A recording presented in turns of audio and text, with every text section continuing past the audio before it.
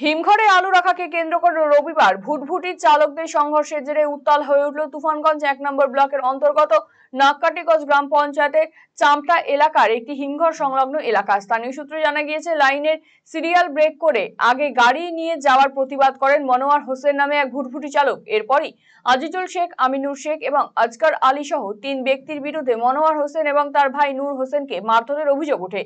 তড়িঘড়ি তাকে নিয়ে আসা হয় তুফানগঞ্জ মহকুমা হাসপাতালে। সেখান থেকে কোচবিহার মেডিকেল কলেজ ও হাসপাতালে স্থানান্তরিত করা হয় নূর হোসেনকে। ঘটনায় 3 জনকে আটক করে থানায় নিয়ে আসে তুফানগঞ্জ থানার পুলিশ।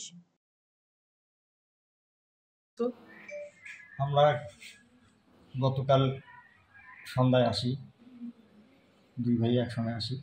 আলু নিয়ে আসেন? আলু নিয়ে আসি। কোন হিমঘরে? এই চামটা হিমঘর। আচ্ছা। তো এইখানে আমরা সারা রাত্রি ওই অবস্থায় রাস্তায় কাটিয়েছি। রাস্তায় থাকার পরে সকালে টোকন দেওয়া শুরু করলো। আচ্ছা। সামনে 30টা গাড়িতে টোকন দিয়ে চলে গেলো। আমরা লাইনে রয়ে পরে ওই গাড়িগুলো টানতেছে, আমরা সামনে আর যাইতে পারতেছি না। আমার সামনে একটা ভটভটিওয়ালা, ও এমনভাবে দাঁড়ায় রয়েছে না, ওকে আমরা মানে কাইটা যেতে পারতেছি। আর ওদের গ্রুপের যতগুলো ভটভটি আছে সব ভটভটি সামনে নিয়ে যাচ্ছে। আচ্ছা। আমি বলতে গেলাম যে, দাদা তুমি যে এইভাবে দাঁড়াইছো, আমরা সারা রাত্রি এইভাবে এখানে কাটিয়ে গেলাম, আর তোমার সকালবেলা তোমরা সবাই আসলা, আর এখন সবগুলো সামনে নিয়ে যেতেছো, মানে তোমাদেরকে ওভারটেক করেই যাচ্ছে ওরা? হ্যাঁ।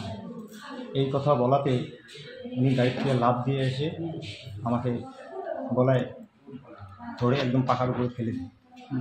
আমার ছোটো ভাই পিছনে ছিল, ছোটো ভাই ফিরাইতে গিয়ে আবার ছোটো ভাইকে ধরে পাকার মধ্যে ফেলে আমার 2 ভাইকেই বেধমভাবে মারধর করছে। আচ্ছা। কতজন মিলে মারে?